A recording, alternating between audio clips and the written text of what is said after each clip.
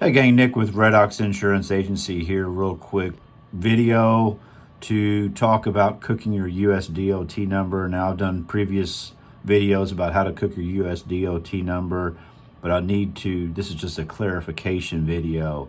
So if you want to cook your USDOT number, meaning start a commercial auto policy with your personal auto vehicle for the bare minimum needed to get your authority active, not having cargo, not having any of that other stuff, just the bare minimum to get your authority active until you're ready to get going, age that DOT number, you can do that. However, you cannot do that if you already own a truck.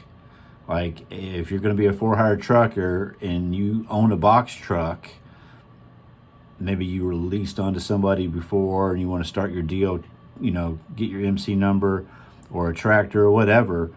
If you already own the truck that you're going to be hauling freight with, you can't use a personal auto to start your policy, because there's a rule that says that any company that has their motor carrier authority has to have all company owned and or operated vehicles listed on the policy.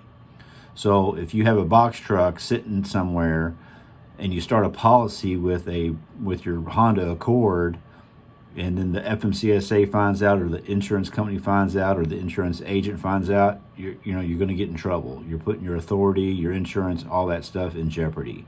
So just to clarify, if you're going to cook your USDOT number, you either have to cook it with the truck that you already own or a personal auto, but you can't not have a truck on there if you already own that truck. If it's in your company name or your name, if it's a box truck or a tractor trailer or something like that.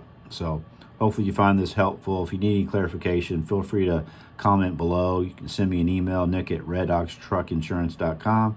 Visit my website, redoxtruckinsurance.com. Happy to help any trucker in America.